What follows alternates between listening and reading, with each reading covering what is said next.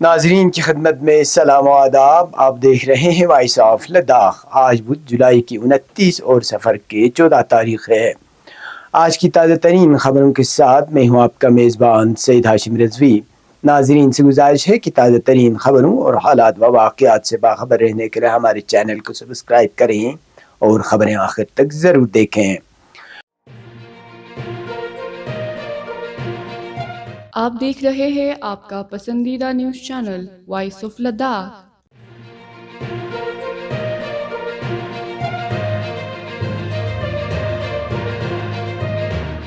Lieutenant governor Ladakh Vinai Kumar Saxena نے Ladakh state board for wildlife کی اثر نو تشکیل کی منظوری دے دی ہے.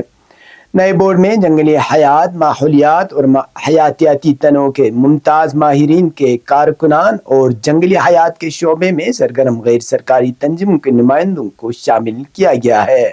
انتظامیہ کے مطابق سابق نامزد اراکین کی 1 سالہ مدت مکمل ہونے کے بعد بورڈ کی دوبارہ تشکیل عمل میں لائی گئی ہے.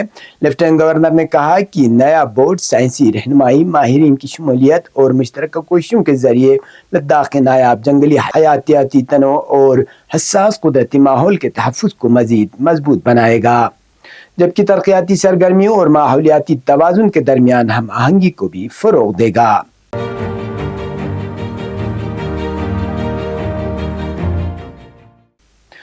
لداخ خود مختار پہاڑی ترقیاتی کونسل کرگل نے کونسل سیکریٹریٹ کے کانفرنس ہال میں director food civil supplies and consumer affair اور joint director youth service and sports UT Ladakh Tahir Hussain Zardoi کی سرکاری ملازمت سے سبکدوشی پر ان کے اعزاز میں الوداعی تقریب کا اہتمام کیا.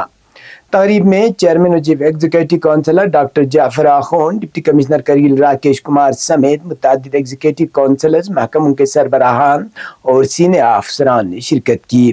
مقررین نے ریٹائر ہونے والے افسران کی دیانتداری، پیشہ ورانہ صلاحیت، عوامی خدمات اور انتظامی امور میں ان کی گراں قدر خدمات کو خراج تحسین پیش کرتے ہوئے ان کی صحت، خوشحالی اور کامیاب ریٹائرڈ زندگی کے لیے نیک تمناؤں کا اظہار کیا.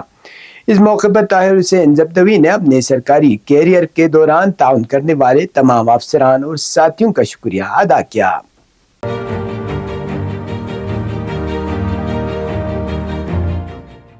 امام خمینی میموریل ٹرسٹ کرگل کے شعبہ صحت باقری health care and research centre کے زیر اہتمام مغربی بنگال کی لوکیشور آنند فاؤنڈیشن اور ڈسٹرکٹ ہسپتال کرگل کے اشتراک سے باقریہ کیمپس بیمتھنگ میں منعقدہ 5 روزہ مفت آئی کیمپ کامیابی کے ساتھ جاری ہے. کیمپ میں ضلع کرگل اور مضافاتی علاقوں سے تعلق رکھنے والے سینکڑوں چشم کے مریضوں نے شرکت کی اور ماہر ڈاکٹروں سے معائنہ، علاج اور مشاورت کی مفت سہولت حاصل کی. کیمپ کے دوران مریضوں کی آنکھوں کا جدید طبی آلات کے ذریعے تفصیلی معائنہ کیا گیا، جبکہ ضرورت مند افراد کو مفت ادویات اور عینکیں بھی فراہم کی گئی. شرکاء کی سہولیت کے لیے چائے اور دوپہر کے کھانے کا بھی خصوصی انتظام کیا گیا تھا، جسے عوام نے بے حد سراہا. اس کے علاوہ ایسے متعدد مریض جنہیں آپریشن کی ضرورت تھی، ان کی آنکھوں کی سرجری بھی مکمل طور پر مفت انجام دی گئی. کیمپ کے اختتامی مرحلے میں امام خمینی میموریل ٹرسٹ کے وائس چیئرمین حجت الاسلام والمسلمین شیخ حسنین رضوانی، حجت الاسلام سید علی موسوی اور ٹرسٹ کے دیگر ذمہ داران نے باقریہ کیمپس بیمتھنگ کا دورہ کیا.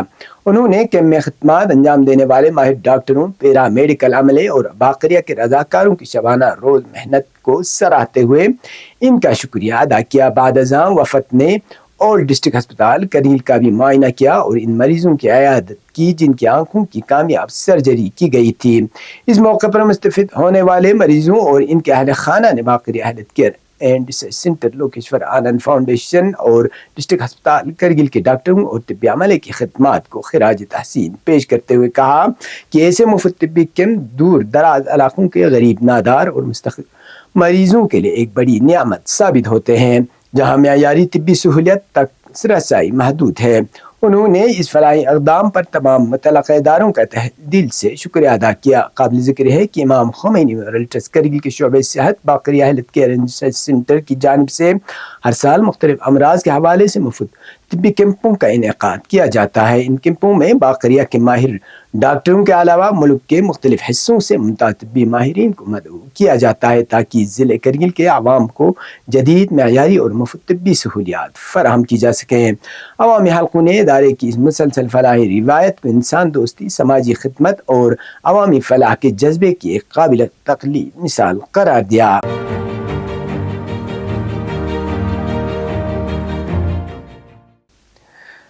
پہلگام کے جواہر انسٹی ٹیوٹ آف ماؤنٹینئرنگ اینڈ ونٹر سپورٹس کے پرنسپل نے ون لداخ بٹالین کے NCC کیڈٹس کو 4 سے 27 جولائی 2026 تک منعقد 24 روزہ بیسک ماؤنٹینئرنگ کورس میں شاندار کارکردگی پر مبارکباد دی۔ انہوں نے کہا کہ کیڈٹس نے نظم و ضبط، ٹیم ورک، جسمانی صلاحیت، جذبہ اور محنت کا بہترین مظاہرہ کیا اور ماؤنٹینئرنگ کی مختلف تکنیکوں میں کامیابی سے تربیت حاصل کی۔ کورس کے دوران LPCL دیسیال ڈالکر نے مقابلے میں دوسرا انعام، جبکہ LCPL سونم چھوسپل نے بہترین تکنیکی کارکردگی پر بیسٹ ٹیکنیک ایوارڈ حاصل کیا۔ پرنسپل نے اس کامیابی کو NCC کیڈٹس کی لگن اور ادارے کی معیاری تربیت کا ثبوت قرار دیا۔ اب پیش ہے قومی اور بین الاقوامی خبریں۔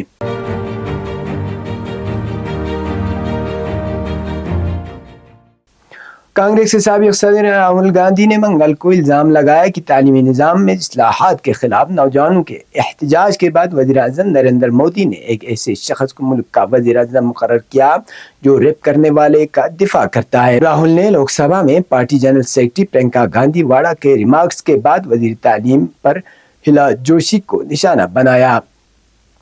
پرینکا نے لوک سبھا میں بلقیس بانو کیس کے قصورواروں کو ضمانت دینے کے بارے میں ایک اخباری رپورٹ کا حوالہ دیتے ہوئے جوشی کے بارے میں تبصرہ کیا تھا۔ ان ریمارکس کو بعد میں ایوان کی کارروائی سے خارج کر دیا گیا۔ بعد ازاں پارلیمنٹ کے احاطے میں نامزدگاروں سے بات کرتے ہوئے اپوزیشن لیڈر راہل گاندھی نے کہا، تعلیمی نظام میں اصلاحات کو لے کر نوجوانوں کے احتجاج کے بعد BJP نے ایک ایسے شخص کو ملک کا وزیر تعلیم مقرر کیا جو عصمت دری کرنے والوں کا دفاع کرتا ہے۔ اس سے زیادہ شرمناک اور کوئی بات نہیں ہو سکتی جو ریپ کرنے والوں کو بچانے کی وکالت کرتا ہو، ملک کا وزیر تعلیم بن جائے۔ وزیر اعظم نریندر مودی کو نشانہ بناتے ہوئے انہوں نے کہا کہ وزیر اعظم کا یہ اقدام عجیب ہے۔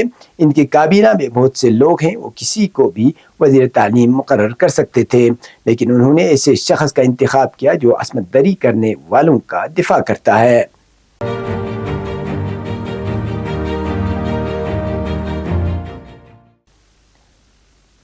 29 جولائی 2026 کو ایران اور امریکہ کے درمیان فوجی کشیدگی میں ایک بار پھر خطرناک اضافہ ہوا ہے۔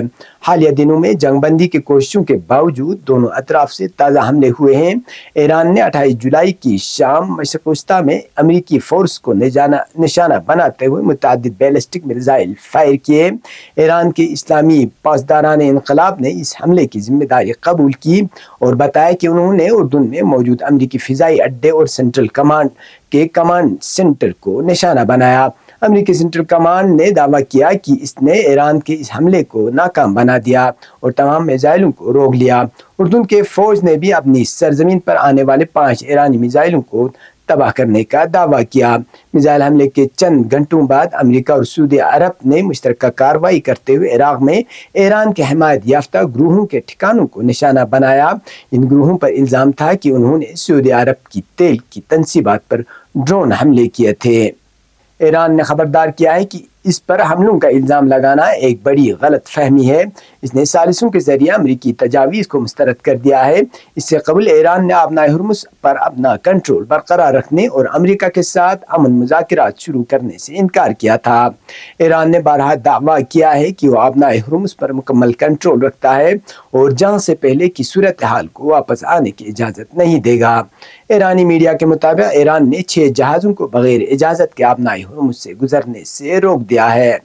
یہ تھے اب تک کی خبریں، اس کے ساتھ مجھے اور میرے ساتھیوں کو دیجیے اجازت۔ اللہ حافظ۔